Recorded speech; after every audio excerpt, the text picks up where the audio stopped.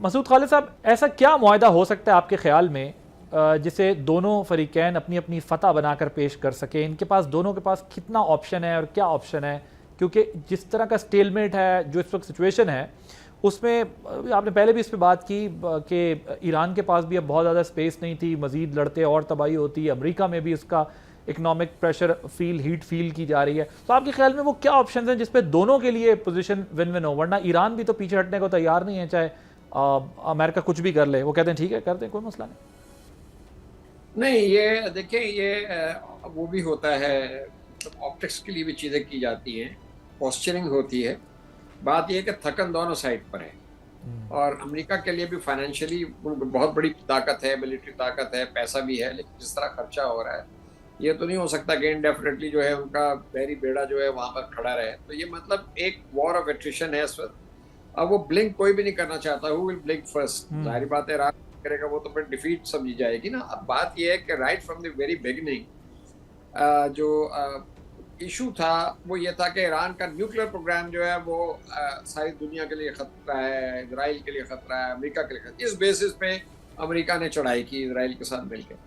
अब जाहिर बात है कि उसी पे ही कोई कंप्रोमाइज होगा ना। तो ईरान तो पहले भी मान गया था उस पे न्यूक्लियर प्रोग्राम। JCPOA, ठीक है जी। उसके बाद जो आपका ओमान ने मीडिएट किया जिनीवा में, वो ओमान के वज़ीर ख़ारजा ने बिल्कुल पब्लिकली कहा कि हर चीज़ तैयार थी, वो तो हम पेन ढूंढ रहे थे कि किस पेन से सिग्नेचर उठे। तो इसका मतलब है कि वो तो पक्की पकाई रोटी है ना, वो खानी है।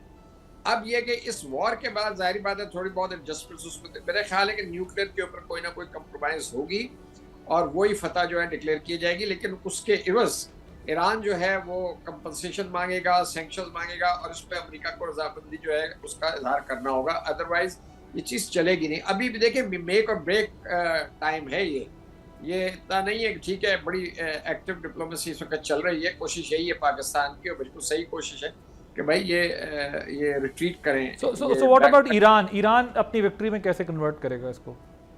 नहीं, ईरान ये करेगा कि ईरान जब सैंक्शंस हटेंगी, ये अमेरिका की तरफ से यह दिया आएगा कि कंपनसेशन भी मिल रहा है आपको, तो ईरान के लिए भी, ईरान भी कह सकता है कि देखें हमारी बात मानी गई है, हम तो पहले भी तैयार थे न्यूक्लियर के ऊपर, हम तो नहीं न्यूक्लियर बॉम्ब बनाना चाहते, हमारे तो सुप्रीम लीडर का फतवा है, हमने अगर बनाना होता तो हम पहले बना लेते। ठीक है ना, हमें तो इन्रिचमेंट उतनी चाहिए, उतनी क्वांटिटी चाहिए जो सिविलियन न्यूक्लियर प्रोग्राम जो वो अलाउ करे, और हम NPT के मेंबर हैं, वो बिल्कुल जायज़ बात है उनकी। तो कहने का मतलब ये है कि वो न्यूक्लियर के ऊपर कोई कंप्रोमाइज हो सकती है। मिसाइल्स का भी जिक्र नहीं हो रहा, मिसाइल्स का शुरू में जिक्र था, उस पर कोई पेशरफ मुझे नहीं लगता कि होगी ना, वो मेरा ख्याल है वो उस तरह अंडर डिस्कशन है। तो सर ये बताएं कि आपको क्या लगता है, कॉम्पनसेशन अमेरिका खुद देगा या फिर स्ट्रेट ऑफ हॉर्मुज पे टोल लगाने देगा? प्रेसिडेंट ट्रंप तो जागते मानते हैं, वो सऊदी अरब ने किया, वो एक कलेक्टिव ज्वाइंट हो सकता करेगा, लेकिन है ना, that is important for Iran. तो हो सकता है उसके ऊपर कोई जो है अकोमोडेशन आए अमेरिका की तरफ से, वो अकोमोडेट करे और कोई ऐलान, क्योंकि इस तरह रेसिप्रोसिटी के बगैर तो नहीं होगा, कोई मुआहदा नहीं होगा रेसिप्रोसिटी के बगैर। अब फिर दूसरा जो क्रूशियल इशू है वो स्ट्रेट ऑफ हॉर्मुज है। ईरान इसको नहीं छोड़ना चाहेगा क्योंकि वो स्ट्रेटेजिक एडवांटेज है, लेकिन ईरान ये जरूर मेरे ख्याल तैयार होगा कि अगर ये उस स्ट्रेट से ये पीछे हटे उस एडवांटेज से, ठीक, तो उसके इवज इसको एक तो ईरान और ओमान का कोई बायलैटरल मुआहदा हो जाए, ताकि दोनों मिलकर कहें कि जी हम आपको इंटरनेशनल नेविगेशन सारी चीज़ें अलाउड हैं, लेकिन ये चीज़ें होंगी, हमें आप थोड़ा सा ये नहीं कि वो दूसरे इस पे प्रेसिडेंट्स हैं, कोई टर्की भी लेता है पैसे, डार्डेनल्स पे, इस तरह की चीज़ें हैं।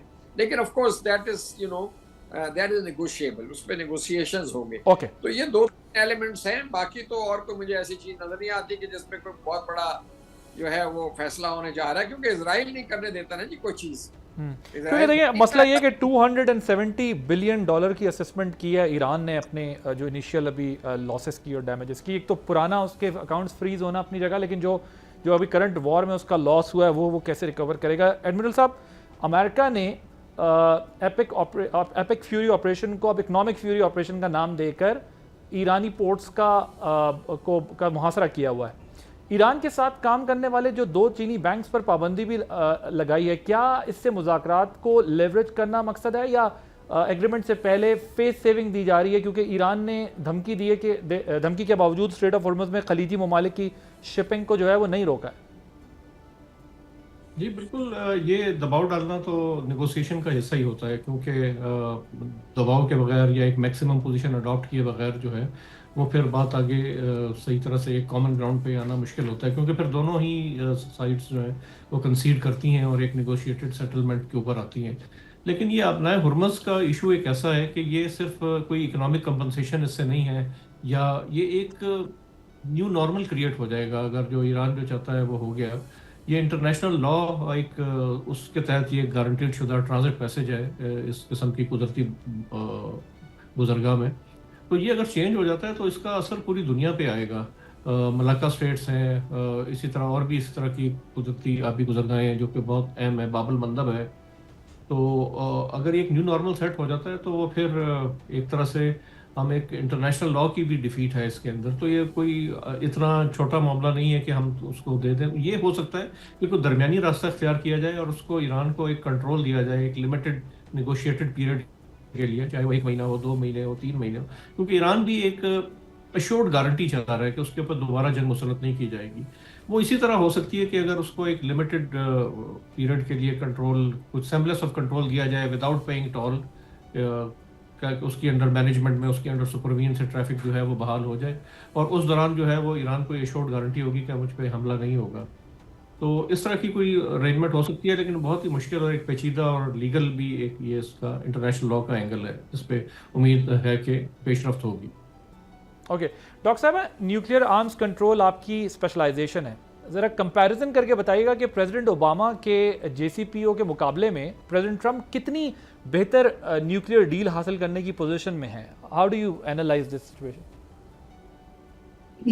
देखिए, पहली बात तो ये है कि हमें JCPO की अंडरस्टैंडिंग ज़रूरत है।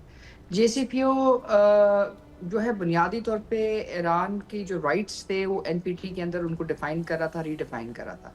लेकिन जब आप उसको रीडिफाइन करते हैं तो आपके पास जो इंटरनेशनल एटॉमिक एनर्जी एजेंसी के सेफगार्ड्स हैं उसमें सिर्फ 2 ही चीज़ें मौजूद हैं आपके पास, तीसरी कोई चीज़ मौजूद नहीं है। एक है कॉम्प्रिहेंसिव सेफगार्ड्स एग्रीमेंट जिसको CSA कहते हैं, उसके तहत जब आपके पास एटमी मवाद होता है वहाँ से लेकर जब तक आपके मुल्क से निकलता नहीं है उसको आप जो है ज़ेरे निगरानी रखते हैं। उसको कहते हैं जी कॉम्प्रिहेंसिव सेफगार्ड्स एग्रीमेंट, यानी क्रेडल टू ग्रेव अप्रोच है। दूसरी जो अप्रोच है वो इंटरनेशनल एटॉमिक एनर्जी एजेंसी की 153 NINFIC 153 के तहत है, जिसके तहत सिर्फ आप उस जगह को कवर करते हैं जहां एटमी मवाद होता है और जब कोई मुल्क बताता है कि ये एटमी मवाद इसमें मौजूद है। प्रेसिडेंट ट्रंप जो है वो कह रहे हैं कि ईरान के पास कोई एटमी मवाद ना हो। ईरान जो है वो ये कह रहा है कि हम अपना राइट मेंटेन करेंगे। मसला इस वक्त एटमी मवाद का नहीं है, क्योंकि अगर आप 5% से ज़्यादा इनरिच करते हैं तो इसका मतलब ये है कि टेक्निकल जो बेसिस हैं वो आप हासिल कर चुके हैं, और ईरान की जो बैनुल अक़वामी अंदाजे हैं उसके मुताबिक 60% इनरिचमेंट है। तो इसका मतलब ये कि ये उनके लिए एक सियासी फैसला है, अस्करी फैसला नहीं है। और जहाँ तक नॉलेज की बात है वो नॉलेज उनके पास एग्जिस्ट करता है। रही बात इसकी कि क्या वो सिविलियन यूजर्स के लिए अपना राइट मेंटेन करेंगे, वो मेंटेन करेंगे। उन्होंने हासिल क्या किया है? उन्होंने हासिल ये किया है कि JCPO के बाद जो तमाम चीज़ें थी वो बतदरीज जो है स्टेप बाय स्टेप उनके ऊपर से सैंक्शंस उतरनी थी ईरान के ऊपर से, और इसके बदले में ब्रिटिश कंपनीज ने, फ्रेंच कंपनीज ने, इन्होंने ऑयल डील्स करनी थी, एविएशन डील्स करनी थी और साथ ही साथ गोल्ड डील्स करनी थी।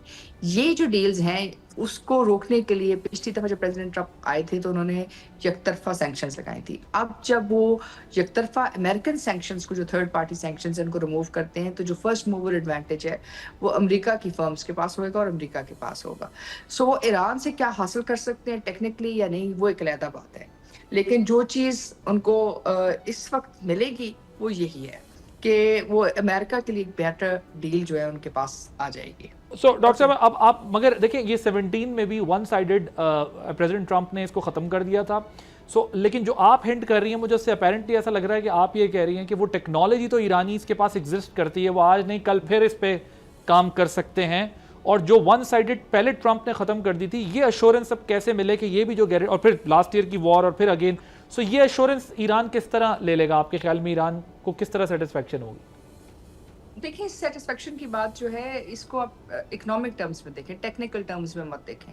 टेक्निकल टर्म्स में तो ये डिबेट बहुत दूर चली गई है। मतलब टेक्निकल टर्म्स में आप किसी से किसी का नॉलेज वापस नहीं ले सकते हैं, क्योंकि लोगों के अंदर ये नॉलेज महफूज होता है।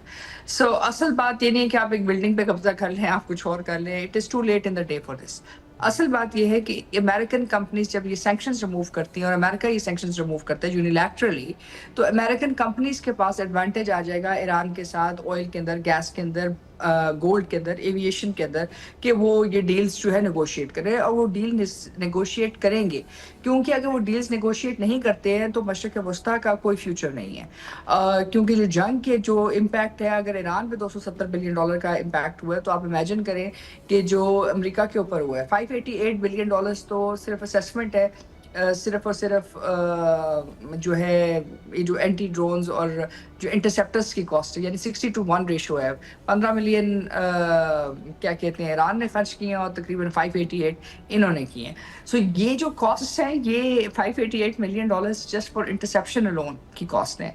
$5 बिलियन ये दिन का खर्च कर रहे हैं इस वॉर को मोबिलाइज करने के लिए।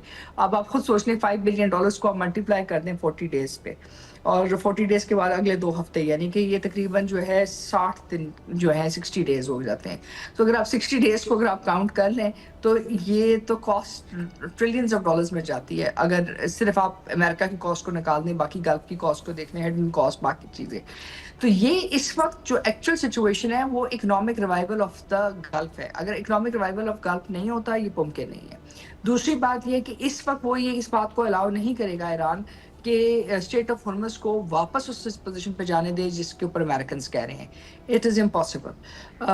जाहिर है इस वक्त लिटोरल स्टेट्स के ऊपर वो कह रहे हैं कि जी 2 जगह पे जो है स्टेट ऑफ हॉर्मस 12 माइल्स पे आती है, तो वो लॉ ऑफ द सी के मुताबिक ये लिटोरल स्टेट्स के अंदर आती है, तो देयरफॉर ये हमारा इसके ऊपर कवरेज है। इसके ऊपर जो भी इंटरप्रिटेशन आप ले लें, एक्चुअल इंटरप्रिटेशन तो वही है जिसकी जो है ना सी डोमिनेंस है या सी प्रेजेंस है उस एरिया के अंदर। तो ये इनकी प्रेजेंस है और ये प्रेजेंस खाई नहीं जाएगी।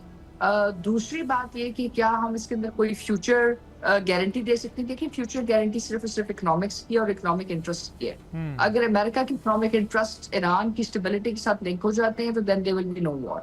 लेकिन अगर वो लिंक नहीं होते हैं तब ये वॉर रहेगी। अभी जो चैलेंज है उनको, असल में वो ये नहीं है कि ईरान के पास वेपन्स हैं, नहीं है। असल जो चैलेंज है इनके पास वो ये है कि अगर ईरान जो है जो ऑयल है वो पहले अगर टोल पे युआन में या क्रिप्टो करेंसी में हो रहा है, और उसके बाद यही एनर्जी जो है ये भी अगर क्रिप्टो करेंसी या युआन में होनी शुरू हो जाती है, तो अमेरिकन इकोनॉमी इसको रिकवर ही नहीं कर सकती। देखिए, अमेरिका के पास टोटल डोमिनेंस है ग्लोबल एनर्जी मार्केट और उसकी लिंकेजेस डॉलर के साथ। अगर आप उसको डी-डॉलराइज कर देते हैं तो अमेरिका लूजेस मेजर। आप कह रही है पेट्रो डॉलर इकोनॉमी को नहीं छेड़ा जा सकता? पेट्रो डॉलर इकोनॉमी छेड़ी गई तो प्रॉब्लम देखिए, वो ईरान के हाथ में है, और ईरान ने स्टेट ऑफ हॉर्मस को जैसे कंट्रोल किया, और उसके बाद वो टोल का जो प्रॉब्लम है, तो टोल का प्रॉब्लम ये नहीं कि कौन सी शिप गुजरी है या नहीं गुजरी। प्रॉब्लम ये है कि अगर आप क्रिप्टो करेंसी में देना शुरू कर देते हैं, युआन में देना शुरू कर देते हैं, तो अमेरिका किसको सैंक्शन लगाएगा? Third party. जब आपको पता ही नहीं कि किसने क्या खरीदा, किस कैपेसिटी में खरीदा, कौन सी कंपनी है, आप ग्लोबल ट्रेड से साइड लाइन होने शुरू हो गए। दूसरा प्रॉब्लम ये कि इस वक्त 80% of the world is sanctioned. तो आप 80% ऑफ द वर्ल्ड जो है अगर एक दूसरे के साथ बिजनेस करना शुरू कर देते हैं और ग्लोबल ट्रेड के लिए उनके पास लिक्विडिटी आ जाती है, या चाइना का CIF आ जाता है स्विफ्ट की जगह, तो आप मुझे बताएं कि अमेरिका लूजेस मेजर। जो ट्रांजिशन की हम बात करते हैं कि जी अमेरिका से चाइना की तरफ जा रहा है, तो इकोनॉमिक ट्रांजिशन जो है, दिस इज द पॉइंट। अब अगर ये डील नहीं होती तो इकोनॉमिक ट्रांजिशन शिफ्ट कर जाएगा टुवर्ड्स द अदर साइड, और अगर दूसरी साइड पे शिफ्ट कर जाता है तो ये बहुत मुश्किल है कि आप इस साइड को रिकवर करें। यही वजह है कि इस वक्त ब्रिटेन और फ्रांस अमेरिका के साथ नहीं खड़े। ऑल्दो ये 70 इयर्स का अलायंस था, वो इसलिए साथ नहीं खड़े क्योंकि JCPO में जो एडवांटेज था, अगर JCPO के थ्रू ईरान के पास सैंक्शंस लिफ्ट होती तो एडवांटेज फ्रांस और ब्रिटिश कंपनीज को जाता जो पहले ईरान में मौजूद है। इस तरह जो है एडवांटेज अमेरिकन कंपनीज को जाएगा। और आप देख रहे हैं उनके इकोनॉमिक इंटरेस्ट की बेसिस पे आज उनके कोई स्ट्रेटेजिक अलाइनमेंट नहीं है। आज वो कह रहे हैं कि ईरान बहुत गलत काम किया आपने, मतलब जो नेटो तक has not come forward. क्योंकि देखिए, उन्होंने आते के साथ ही पहले नेटो पे, WHO पे, फिर टैरिफ लगा के सारी दुनिया को ऑफेंड किया ना, अपनी मांगा और अपनी प्रायोरिटीज को ऊपर रखकर उन्होंने पूरी दुनिया को ऑफेंड। मैं एक छोटी सी बात कहूंगी, जी डेविल्स एडवोकेट।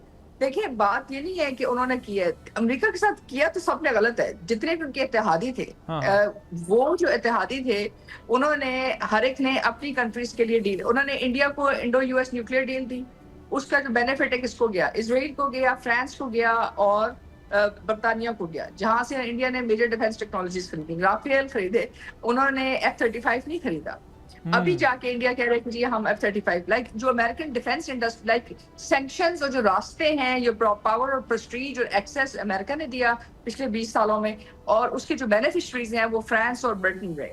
अभी अमेरिका ने प्रेसिडेंट ट्रंप के नीचे आके इसको रिवर्स किया है। उन्होंने कहा है कि जी मैं ना तो यूएन में बिलीव करता हूँ, ना अपने इत्तेहादियों में बिलीव करता हूँ। सबसे पहले अमेरिका है, और अमेरिका जो अपनी डील्स खुद नेगोशिएट करेगा। अब जब जो डील नेगोशिएट होएगी वो उसमें अमेरिकन कंपनीज के पास एडवांटेज होएगा, बिकॉज अगर सैंक्शंस वो रिलीज करते हैं सिर्फ अपनी कंपनीज के लिए और फ्रेंच और जो बाकी कंपनीज हैं उनके ऊपर नहीं करते, और it becomes a bilateral deal, तो अमेरिकन कंपनीज के पास एडवांटेज होएगी in investing in Iran, and the others will be left out. So this is the economic division जो आपको इस वक्त नजर आ रही है पॉलिटिकल और मिलिट्री मैप के ऊपर। जी, ओके। सब्सक्राइब करें और बेल दबाएं ताकि कोई खबर रह न जाए।